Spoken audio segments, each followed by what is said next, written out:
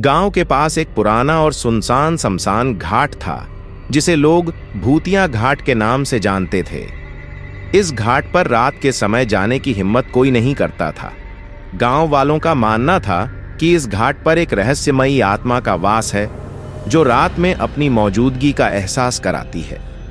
कई लोग दावा करते थे कि उन्होंने वहां अजीबोगरीब आवाजें सुनी हैं और किसी की परछाई देखी है।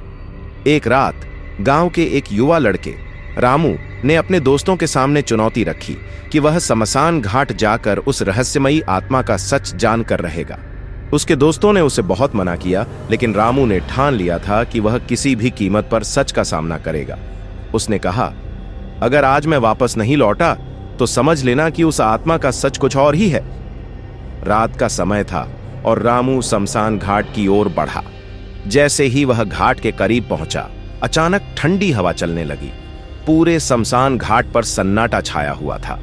चारों तरफ फैली धुंध ने माहौल को और भी खौफनाक बना दिया था। रामू ने देखा कि एक पुरानी चिता के पास एक अजीब सी परछाई हिल रही थी। वह डर के मारे कांपने लगा, लेकिन उसने हिम्मत नहीं हारी। रामू ने अपनी आंखों से देखा कि वह परछाई धीरे धीरे एक मानव आकृति में बदल रही थी। वह एक महिला की आत्मा थी, जिसकी आंखें आग की तरह चमक रही थीं। उसके बाल हवा में उड़ रहे थे और उसके चेहरे पर दर्द और गुस्सा साफ झलक रहा था। आत्मा ने रामू की ओर देखा और उसकी आंखों में गुस्से की लपटें दिखाई दी। उसने डरावनी आवाज में कहा, तुम्हारी हिम्मत कैसे हुई यहां आने की? रामू ने डरते हुए पूछा, तुम कौन हो? आत्मा ने गुस्से से जवाब दिया, मैं इस शमशान घाट की आत्मा हूं। मुझे कई साल पहले इस जगह धोखे से मारा गया था।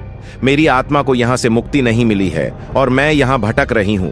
जो भी इस घाट पर आता है, उसे मेरी पीड़ा का सामना करना पड़ता है। रामू ने आत्मा से विनती की, मुझे बताओ, मैं तुम्हारी मुक्ति कैसे दिला सकता हूं?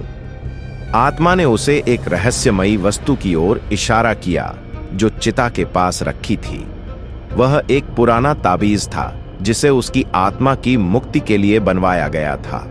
आत्मा ने कहा, अगर तुम इस ताबीज को सही स्थान पर रखोगे तो मेरी आत्मा को शांति मिलेगी। रामू ने अपने डर पर काबू पाया और उस ताबीज को उठाकर घाट के एक पुराने पीपल के पेड़ के नीचे रख दिया। अचानक एक तेज रोशनी हुई और आत्मा की चीखें सुनाई देने लगीं। कुछ ही क्षणों में आत्मा की आकृति धुंधली होकर गायब हो गई और घाट का माहौल एकदम शांत हो गया। जैसे ही आत्मा मुक्त हुई, रामू ने राहत की सांस ली। शमशान घाट की वह रहस्यमयी आत्मा अब हमेशा के लिए शांत हो चुकी थी। गांव वालों ने जब रामू की कहानी सुनी तो सभी अचंभित रह गए। रामू की बहादुरी ने उस शमशान घाट को उसके डरावने अतीत से मुक्त कर दिया था। इस घटना के बाद कोई भी शमशान घाट से डरता नहीं था। रामू की हिम्मत और उसके अच्छे कर्मों की वजह से उस घाट पर हमेशा के लिए शांति छा गई थी। लेकिन कहते हैं कि कभी कभी रात में वहां से गुजरते वक्त हवा में एक मध्यम सी आवाज गूंजती है, जो रामू की बहादुरी और आत्मा की मुक्ति की कहानी बताती है।